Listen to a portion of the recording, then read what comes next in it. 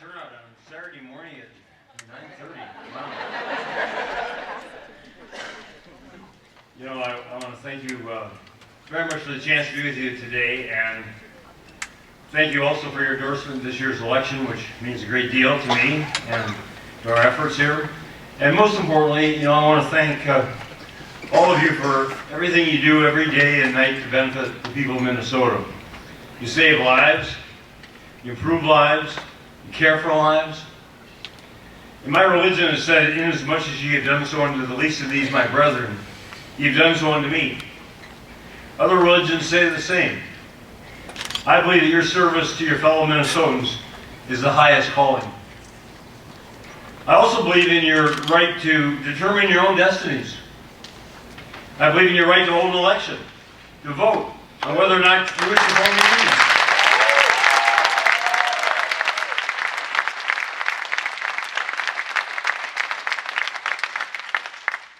That right was established by the United States Congress in 1935 in the National Labor Relations Act.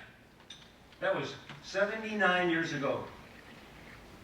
The Minnesota Public Employee Labor Relations Act, PELRA, was enacted 43 years ago in 1971. It established the right of self-determination for Minnesota public employees, the people paid by public agencies. And it established the rules and procedures under which Minnesotans could decide for themselves whether or not they wish to form or join in a union. Those rights and procedures have been embedded in federal and state statutes for 79 and 43 years. They should not have to be defended today from ideological extremists who want to dictate to other people what they can and can't do.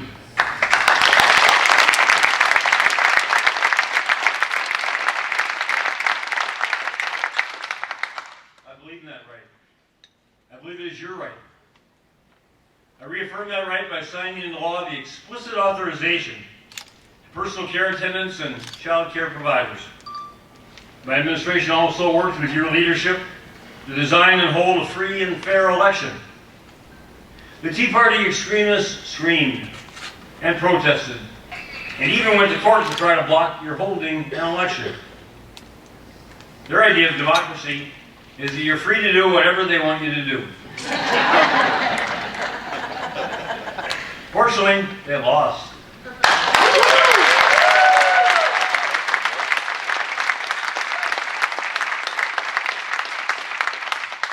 You won the right to hold an election, and you won that election overwhelmingly. Congratulations.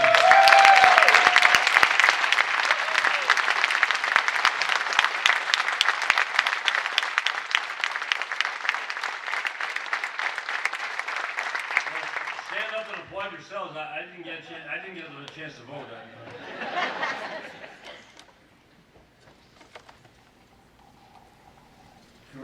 Congratulations. Like that. Your members are going to benefit greatly from having a collective voice, and the people you serve are going to benefit. The quality of care they will receive will improve. Now, my Republican opponent and I disagree on this principle. However, he won't let it be an honest disagreement. He calls it a payback. The dictionary defines payback as a financial return or reward for an initial investment. In other words, according to him, you, SEIU, you buy someone like me and I pay you back for your investment in me. For me to do that would be immoral, and in many cases illegal. To make such an allegation is reckless, irresponsible, and wrong.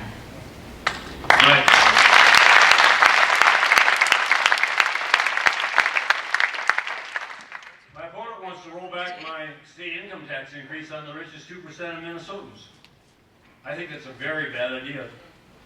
But I'm not going to, and I do not, accuse him of offering a payback to the rich Republicans who are helping him to finance his campaign. I simply believe that Americans should be allowed to hold an election and vote on whether or not they want to form a union. Why, that's positively American.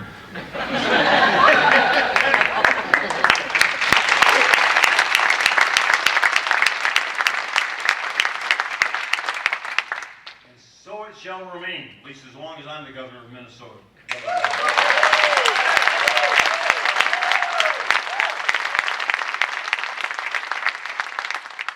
speaking of Tea Party, my opponent is now pretending that he never heard of it. In a television interview this past week, he was asked, quote, "Are you a member of the Tea Party? Do you support the Tea Party?" He replied, quote, "I don't know that. Well, I'm not a member, but I don't know that you have a membership, nor do they endorse, by the way. I've been told that. Nor have I asked for their endorsement." Remember that line, nor have I asked for their endorsement. Last April, he told folks at a South Metro Tea Party meeting, quote, "I just asked you to give me a close look, because I think that I may be your guy. And I would be truly honored to earn your support and endorsement in this race." He also said, quote, "There is this perception that the media has created Tea Parties are kind of wacko. And we are not. And I say we, and I proudly say we." Now that's the tricky thing about modern campaigns. The words you speak up in April have a way of showing up in September. Especially when they're on YouTube. Like Commissioner Johnson's promised at another Tea Party meeting, to go all Scott Walker on Minnesota. Let's take a brief refresher course on all Scott Walker. Shortly after taking office, he stripped Wisconsin's public employee unions of many of their rights to bargain collectively for wages, benefits, and working conditions. Now they're prohibited from bargaining for anything beyond base wage increases tied to inflation. They have no right to negotiate other benefits such as vacation days and sick leave. Governor Walker cut Wisconsin's education budget by $1.85 billion, so over 15%. And he raised taxes on seniors and working families to give tax breaks to corporations and the wealthy. Meanwhile, he opposed any increase in the minimum wage, refused to expand Medicaid to provide health care to people who need it, and supports the right to work. So how's this helping the people of Wisconsin? They moved to Minnesota. They moved to Minnesota.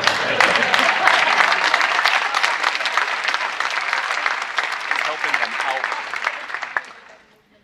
Well, in 2013, Minnesota's per capita income was 11% higher than Wisconsin's. Our state's annual increase in per capita income between 2010 and 2013 was 8% higher than Wisconsin's. Minnesota's real GDP per capita in 2013 was 16% above Wisconsin's. And our rate of annual increase in GDP from 2010 to 2013 was 42% higher. Anybody want to trade Minnesota for Wisconsin? No! You know, the first 2 years I was governor, I vetoed 57 pieces of legislation. Many of them would have gone all Scott Walker on Minnesota.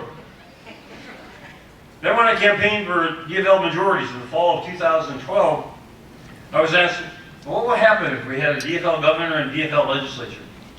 I replied, one word, progress. Well, Minnesotans gave us the DFL legislature, and we have given Minnesotans progress.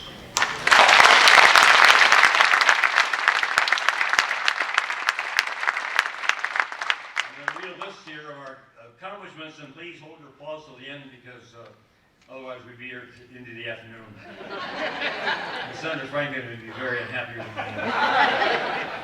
Early childhood education, all-day kindergarten, 2-year tuition freezes at Minskew and the University of Minnesota campuses, marriage equality, a $9.50 minimum wage indexed to inflation, strong anti-bullying legislation, higher income taxes on the top 2%, statewide property tax relief, landmark renewable energy legislation, elimination of the entire $2.8 billion school debt, 162,000 more jobs, fair public employee contracts, an honestly balanced budget, and Republican deficits turned into DFL surpluses. Now I call that real progress.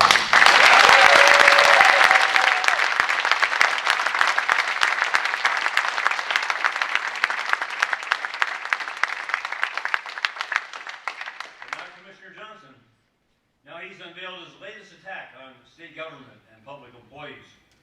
He wants to hire a private auditing firm to evaluate the effectiveness of all Minnesota state agencies and their programs. Conservative politicians just love these schemes. Big, wasteful government can't evaluate its own work. So hire the all-knowing private sector to tell the unknowing public sector what it should and should not be doing. And surprise, surprise, he wants to start with human services, the favorite conservative whipping post, wasting all that money on quote-unquote welfare. Commissioner Johnson evidently doesn't understand that state agency budgets are audited and the programs are evaluated by the best in the business, the legislative auditor. Private CPA firms don't generally perform what are called performance audits. The legislative auditor does, all the time, and he does it very well. So expand that office. Double or triple its program evaluations. So it can tell Mr. Johnson and his Tea Party friends that over 3/4 of DHS's expenditures go to elderly Minnesotans. Almost all the rest goes to citizens with disabilities or serious illnesses. So which do they want to cut? So they can lower taxes on the very richest Minnesotans. You know, I'm almost amazed at folks who detest government, who believe it's totally incompetent, and then they seek a job in government. Even running government. Can you imagine somebody interviewing for the job of CEO of Coca-Cola and saying to the board of directors, you know, I really don't like Coke. I'm a Dr. Pepper guy. Well then, go run Dr. Pepper. People believe that the private sector has all the answers should find jobs there. And then leave the complex, sophisticated jobs of managing complex, sophisticated public services to those of us who believe in them. And who believe in the people who provide them.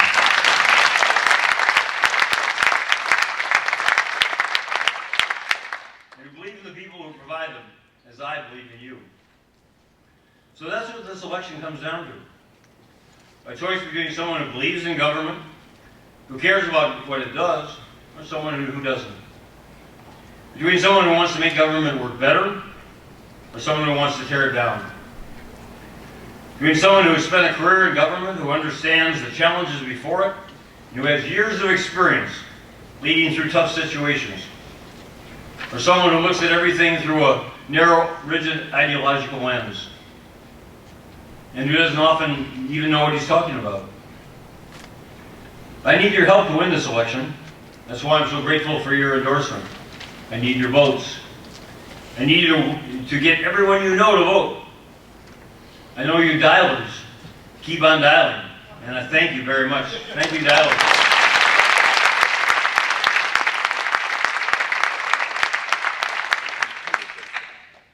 I need you to remember what it was like working with a Republican governor or a Republican legislature. And vowing not to let that happen again. I need you also to re-elect Senator Al Franken, or other DFL leaders.